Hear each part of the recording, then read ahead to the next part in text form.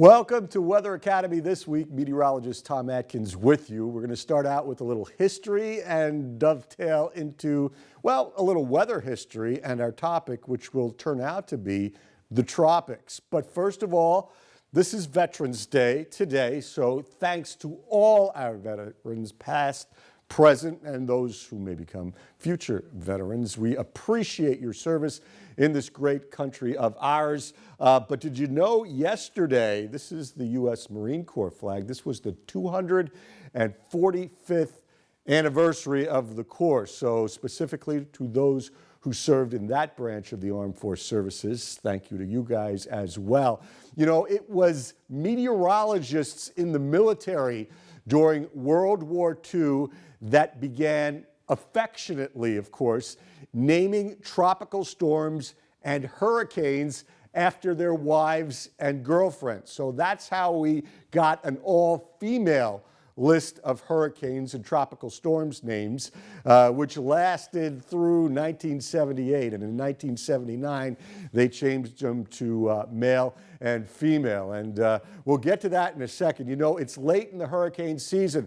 The hurricane season for the Atlantic Basin officially ends the last day of this month, November 30th. The peak is September 10th, and even though we are well on the downslope, we still have tropical systems to talk about. So let's talk about the names and how many names we've come up with this far. Well, this is the traditional alphabet, and again, like we've told you in times past, it's derived from three languages: French, English, and Spanish, and they alternate male, female names. And there are 6 years worth of lists of names, and every 6 years they just repeat them. Now, if a storm becomes particularly catastrophic, it gets retired from this 21 name list. Well, we have exhausted all the 21 names.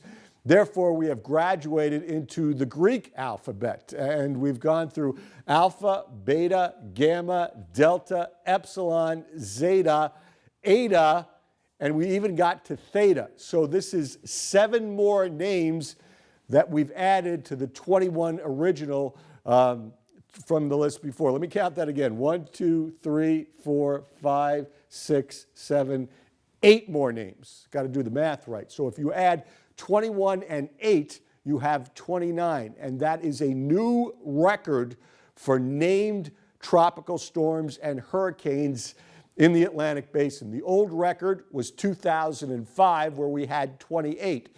That was the year of Katrina and many other very powerful hurricanes. Well, this year we've made it to 29. Less intense, but more names. And if you look at the big disc here, what we've got is theta over here moving away in the very eastern Atlantic, but what we've been concentrating on is eta down here, which has been on the west coast of Cuba. We'll get to that in a minute.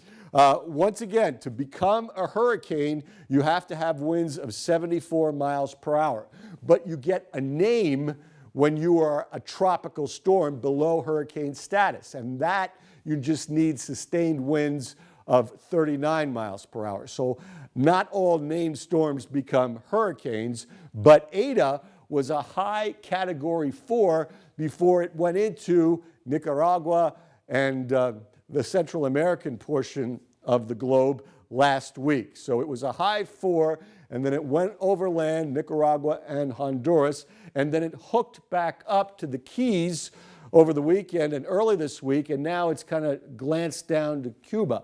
Now, here's the latest track, and this is very interesting because the National Hurricane Center keeps it as a tropical storm even at landfall, which is later in the week and towards the weekend.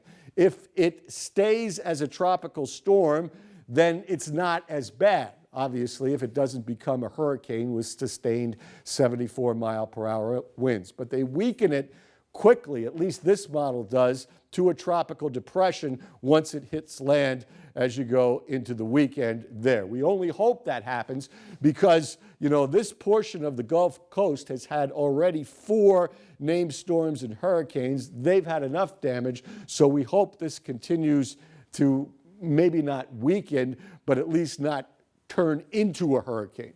But only time will tell, and we'll continue to track it for you. Now we're going to switch gears entirely, go from tropical weather to winter weather. We've got a very unique situation. We have a winter weather special. We do these every year here at Jet and Fox, and we put them online here at yourerie.com as well. So on November the 18th, we're going to put this show in prime time on Jet TV at 8 p.m. And what we're going to talk about on this show, of course, we split it up between Tom D., Craig, and me. And we're going to talk about, first of all, with Tom D., he's going to take a look at Erie winter weather extremes over the past 80 years. And there have been so many highlights of huge snowstorms and frigid Arctic outbreaks that there's also the other side of it where we've had some very mild winters. So Tom D. will tackle that Erie weather extremes in the last 80 years. Craig Flint, more of an angle on what you can do. And you might want to do this, whether you're in school, a teacher, a parent, or a grandparent, because people help us. And they help the National Weather Service by measuring snow and rain and taking temperatures and becoming skywarn observers. So we're involved in that in Jet. So Craig Flint's going to tell you how you can be involved in that if that's something you're interested in doing. Finally, the last segment, I'm going to take a shot, as I usually do, at the upcoming winter 2020-21 forecast for our area and take a stab at snow amounts and how the temperatures will roll. So that's coming up on November the 18th, 8 p.m. prime time on Jet TV. We'll also let you know when it's going to be online here at yourerie.com and also rebroadcast on Fox 66, so you won't be able to miss it.